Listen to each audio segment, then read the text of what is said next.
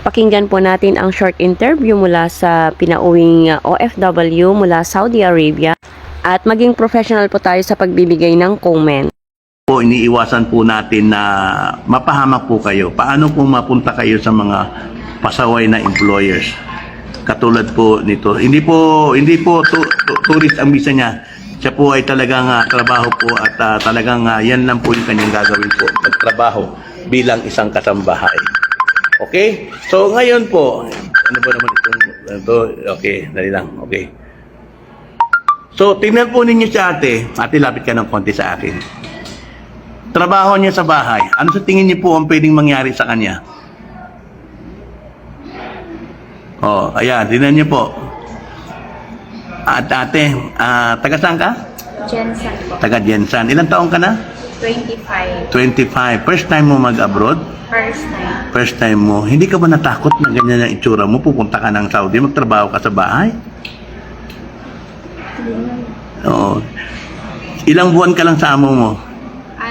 2 months and 18 days. 2 months and 18 days. Tapos pinauwi ka na ng amo. Lagi kang inaaway. Na sestelo siguro yung amo mo siguro sa iyo. Ano ang mga experiences mo doon? Buti wala pa nangyayari sa iyo. Pero meron ka na ba nararamdaman? Oo, yung kasi yung tatay lapit ng lapit, tapos pumupunta sa kusina, kahit lumalabas ako, sumusunod din naman. Tapos yung sabi niya, punta tayo magpalaro ng bata. Pagdating doon sa palaruan, yung mga bata, may bumabantay pala.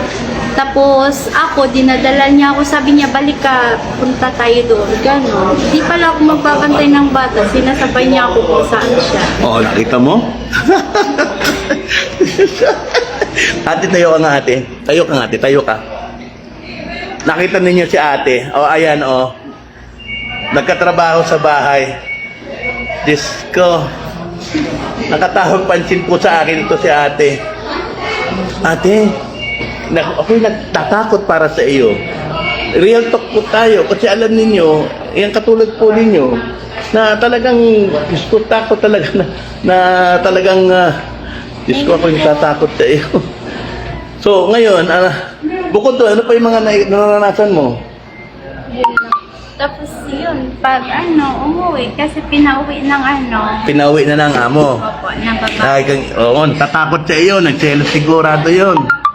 Tapos sabi ng babae, balik ako ng agency, pero sabi ng tatay, hindi daw ko payag, uwi na ako ng Pinas. Kaya pinauwi ako ng Pinas. Hindi to kasi papayag na ibigay ka sa iba. Kaya so ngayon ate, itong gagawin natin, ha, okay.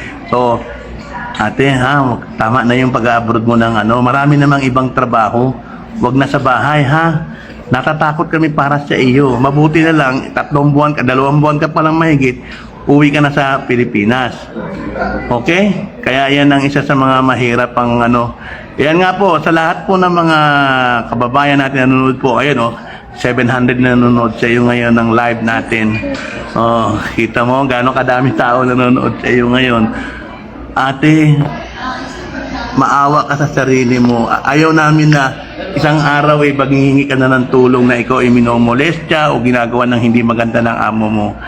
Natatakot kami para sa iyo. Tama lang na nakauwi ka na sa Pilipinas at first time. Maraming trabaho na pwede mong gawin para ikaw ay maka-abroad uli. Pero never na. Ano bang tinapos mo, Iha?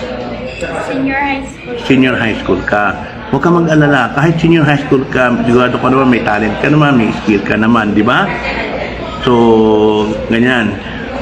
Oy, grabe naman si ate, bawal mag-diet sa maganda, haha, kami ng pangit. Huwag naman ganun ate. Kaya lang, sinasabi ko lang sa inyo kasi itong mga ganitong mga itsura, pagkatrabahuhin mo sa bahay, Diyos ko, nakakatakot. Di ba? Wala naman ako sinabing yung pangit hindi magtatrabaho. Wala naman ganoon. Kayo talaga. Kaya lang, mahirapan lang tayo kasi si ate may apil no? Ano ang apil niya eh? Oh, kailan ka dumating? Kanina? Kanina. So, naiwanan mo na yung arrival stamp mo? Okay. Pinakuha na. Papanin ng So, ayan lang. So, ayan po. So, sa mga kababayan ko, ayan, 700 na yung nanonood sa live sa iyo.